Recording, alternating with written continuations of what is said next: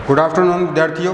BSc part first में मार्केंसिया में आज हम पढ़ने वाले हैं गेमा कप के बारे में। गेमी द्वारा किस प्रकार से कायिक जनन किया जाता है उसके बारे में।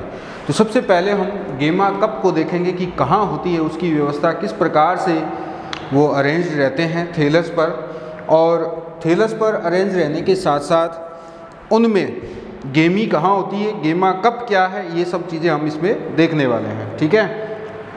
जो इसमें गेमा कप है वो थैलस के ऊपर जो पृष्ठ सतह है उसकी, थैलस की,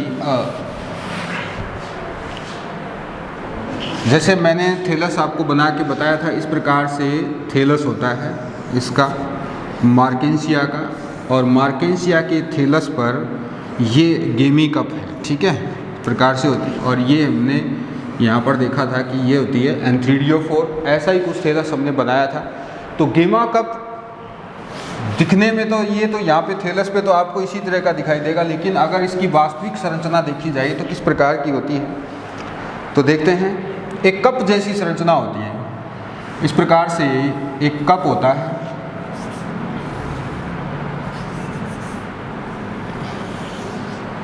और ये हो गया इसका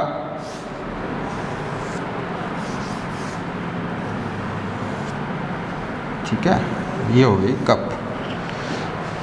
कप है, और कप में इसकी जो गेमी है वो कहाँ है, तो इसके अंदर की तरफ होती है। ये तो गेमा कप है और ये इसकी क्या है, गेमी है। ये इस प्रकार से इसको व्यवस्था में हम दर्शाते हैं। ये इसकी गेमी है, इसके अंदर ये सारी, ये गेमी नहीं है, ये तो फ्रिंग्ड आवरण है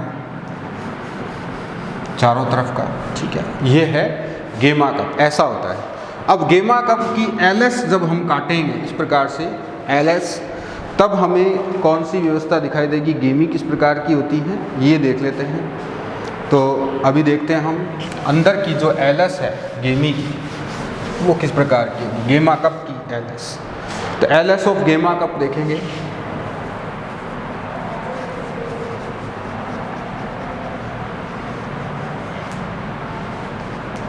ये एग्जाम में आता है एलएस ऑफ गेमा कप। सबसे पहले तो हम इस प्रकार से एक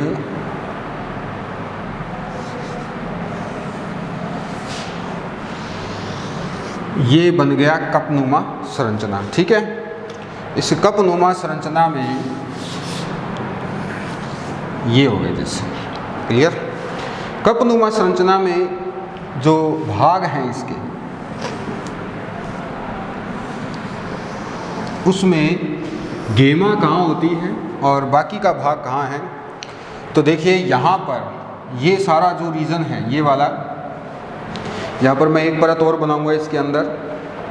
ठीक है, इस प्रकार से ये हो गई वो परत।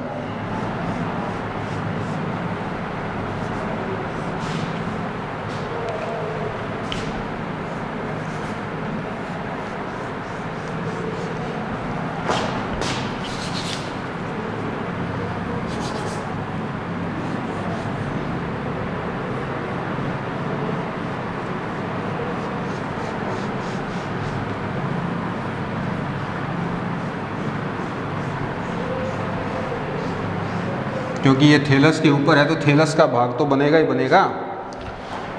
थैलस के ऊपर उसकी पृष्ठ सतह पर होती है ये, तो पृष्ठ सतह पर थैलस के भाग तो होंगे, तो थैलस के भाग हैं ये इसकी कौन सी है भाग, ये एपिडर्मिस है। ठीक है, क्लियर। एपिडर्मिस नहीं है, ये है एपिडर्मिस। ये तो चैम्बर बनाने के लिए हमने बनाया है, ये एपिडर्मिस है।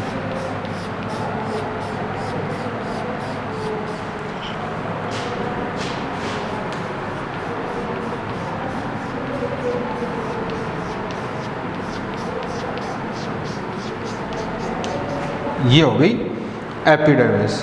और अब बना देते हैं रंध्र, तो ये रंध्र हो जाते हैं। ठीक है, ये वाले हो गए इसके रंध्र। क्लियर। रंध्र भी बन गए। रंध्र बनने के बाद जो है ये इसकी फिलामेंट है, जैसा कि हमने थैलस में पढ़ा था ना। ये इसका कौन सा रीजन है?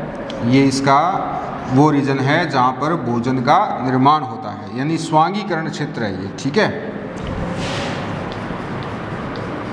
ये स्वांगीकरण क्षेत्र है।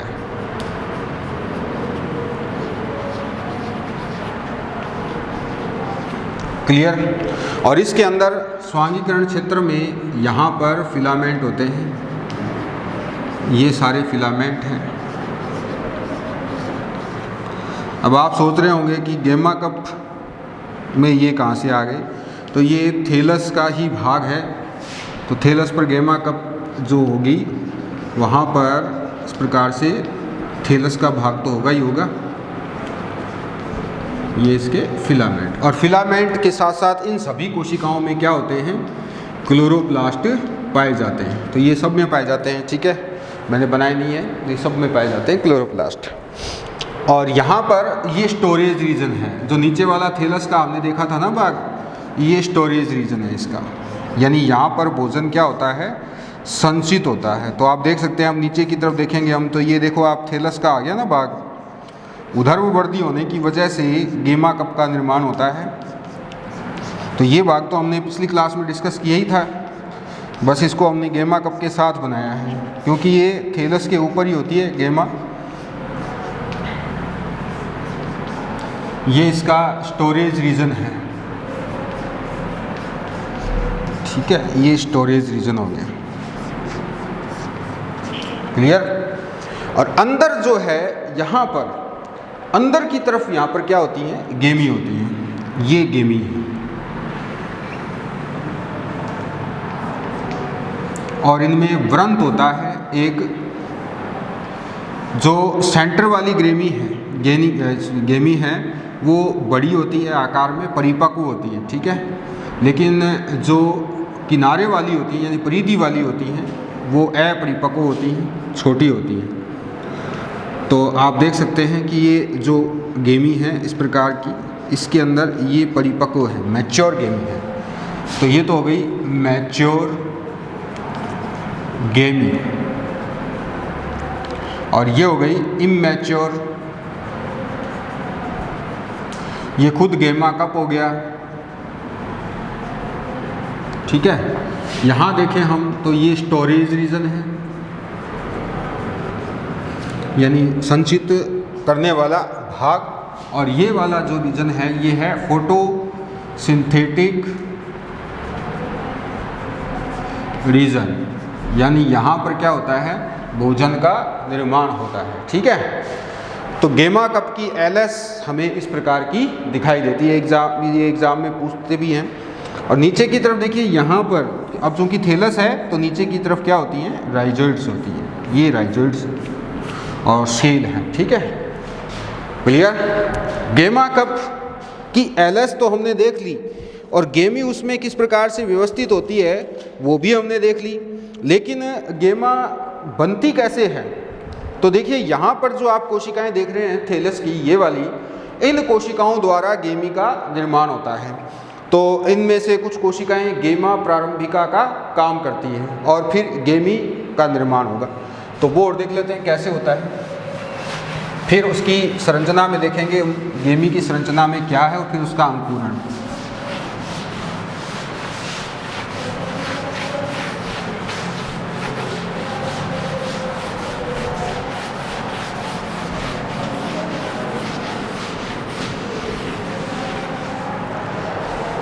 तो देखिए थैलस की जो कोशिका है, ऊपर की भीतरी तल की प्याली जो है, ये प्याली थी, और इस प्याली में इसकी भीतरी तल की कोशिका जो है, जैसे ये कोशिका है भीतरी तल की एक, तो ये काम करती है गेमा इनिशियल का, यानी गेमा प्रारंभिका है। और इस गेमा प्रारंभिका में एक के बाद एक 1, 2, 3 इस तरह से क्या होते हैं? अनुप्रस्थ विभाजन होते हैं। तो 3 कोशिकाएं बन जाती हैं। सबसे नीचे वाली कोशिका व्रंत कोशिका कहलाती है, और सबसे ऊपर वाली कोशिका गेमा का निर्माण करती है। मध्य वाली कोशिका व्रंत होती है, सबसे नीचे वाली आधार कोशिका होती है। तो ये बेसल सेल है और ये है इसकी स्टॉक सेल और ये है इसकी गैमा सेल या गेमी सेल, यानी इससे आगे गेमी बनेगी, इससे व्रंत बनेगा। ठीक है, तो फिर अब आगे क्या होगा, आगे देखिए इसमें और भी विभाजन होते हैं। इसमें गेमी कोशिका में, तो गेमी कोशिका में विभाजन होने से इस प्रकार से अनुप्रस्थ, ठीक है, नीचे तो व्रंत बन ही रहा है, बहुकोशिकीय व्रंत होता है। विभाजन होने के बाद अनुप्रस्थ और फिर इसके अंदर जो है अनुप्रस्थ विभाजनों के ऊपर इस प्रकार से क्या हो जाता है, एक अंदर की तरफ क्या हो जाएगा, एक लॉन्गिट्यूडिनल सेक्शन और हो जाएगा। फिर आगे देखिए यहाँ पर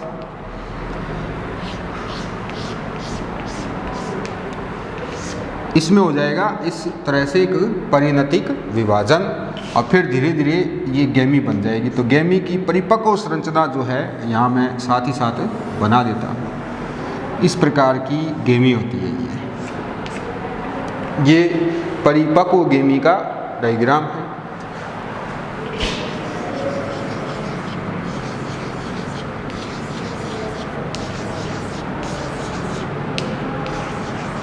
ये परिपक्व गेमी है और परिपक्व गेमी में जो मैंने अभी कोशिकाएं बनाई हैं, ये वाली,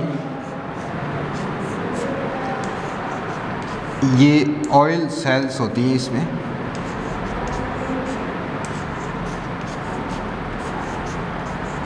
ठीक है, ये तो बन गई। और क्या क्या होती हैं ऑयल कोशिका के अलावा, जो इसमें एक आप खांच सी देख सकते हैं, यहाँ पर खांच पाई जाती हैं दोनों तरफ और खांचों के आसपास ही राइजोडल सेल होती हैं। तो ये राइजोडल सेल है।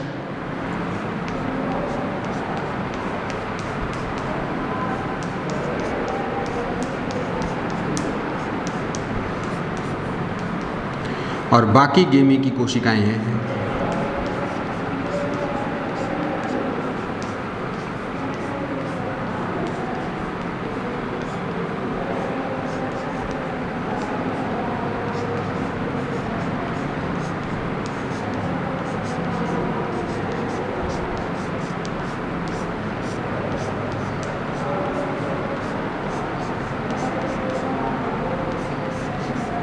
ठीक है, तो 3 प्रकार की कोशिकाएं इसके अंदर बन गई हैं। ये तो हो गई इसकी ऑयल सेल, ये है नोच खांच, ये राइजोडल सेल,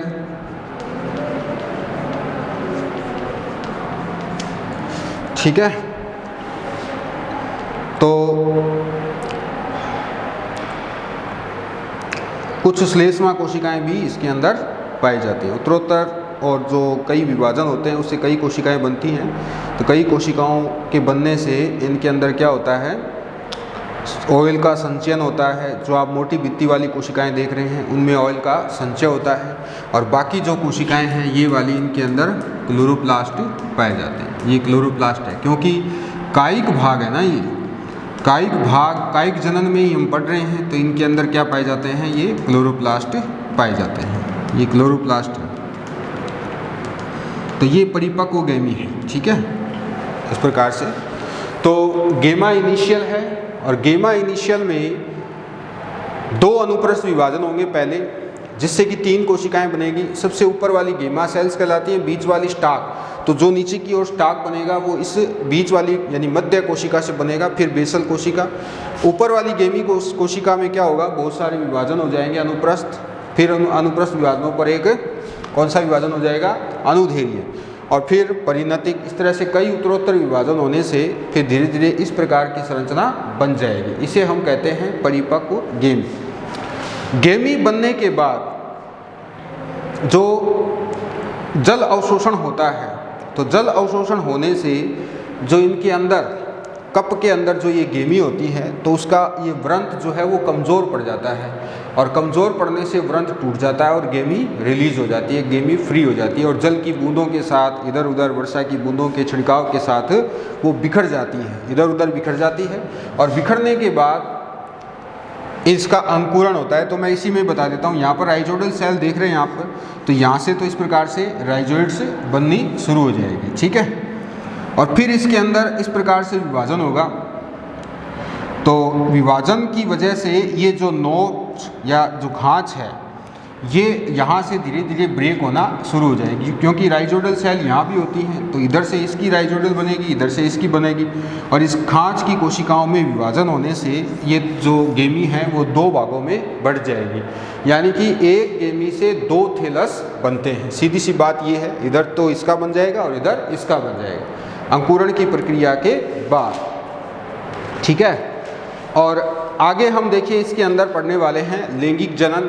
तो लैंगिक जनन के बारे में मैं आपको बता देता हूँ, ज़्यादा बड़ी क्लास नहीं होगी आज। तो लैंगिक जनन देखिए विषम युग्म की प्रकार का होता है, और लैंगिक अंग जो एंथ्रीडियम है वो तो नर जननांग कहलाता है, और आर्कीगोनियम कहलाती है मादा जननांग।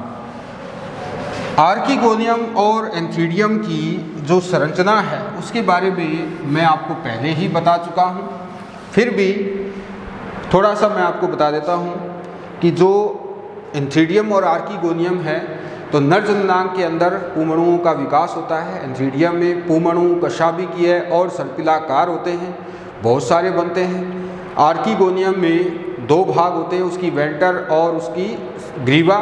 ऊपर वाली ग्रीवा होती है, नीचे वाली वेंटर होती है, और वेंटर में अंड कोशिका होती है। तो दो थैलस पर इस प्रकार से ये जो थैलस है, इस थैलस पर यहाँ पर ये जो व्रंत सा आप देख रहे हैं ये एंथ्रीडियोफोर है, ठीक है।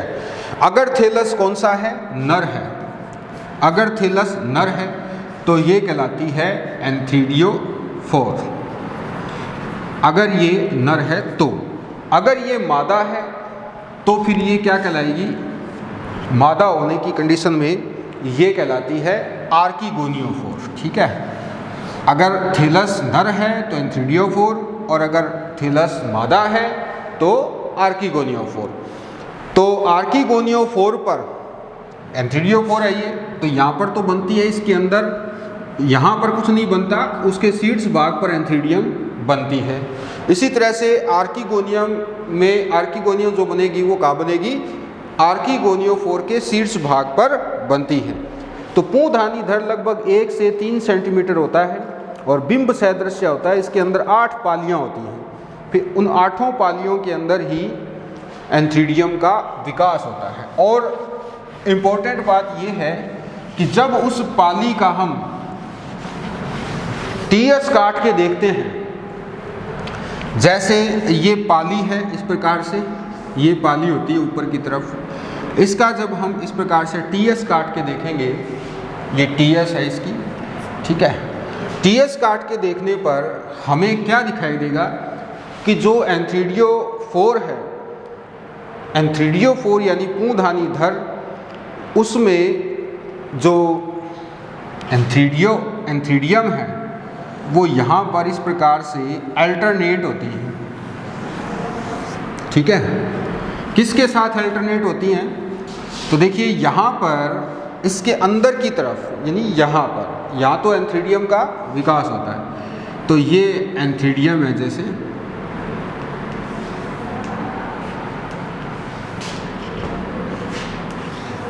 ठीक है, ये तो एंथ्रीडियम हो गई। इसमें भी वही बात है, जो मैच्योर होती हैं वो बीच में होती हैं और जो इमैच्योर होती हैं वो परिधि की तरफ होती हैं। तो ये एंथ्रीडियोफोर। तो बाकी का भाग क्या है इसका? बाकी का भाग जो है इसका वो वही भाग है, फोटोसिंथेटिक रीजन है ये वाला ये जो बीच बीच में आप देख रहे हैं ये फोटोसिंथेटिक रीजन है, यानी भोजन का निर्माण करने वाले भाग हैं। फोटोसिंथेटिक रीजन, एसिमिलेटरी रीजन, इसके अंदर भोजन का निर्माण होता है। और नीचे की तरफ देखें हम, इसके अंदर अब देखें ये इस प्रकार से इसका व्रंत हो गया, ये इसका व्रंत है। और इस व्रंत में नीचे की तरफ यहाँ पर राइजोइडल सेल्स पाई जाती हैं, ये राइजोइडल सेल्स हैं। क्योंकि राइजोइडल सेल्स क्यों होती हैं? क्योंकि यहाँ पर भोजन का निर्माण होता है और भोजन के निर्माण के लिए जल और खनिज लवणों की आवश्यकता होती है, जो कौन प्रोवाइड करवाता है? राइजोइड प्रोवाइड कराती है, ठीक है। तो कल हम देखेंगे एंथ्रीडियम का विकास किस प्रकार से होता है। आज के लिए बस इतना ही। Thank you.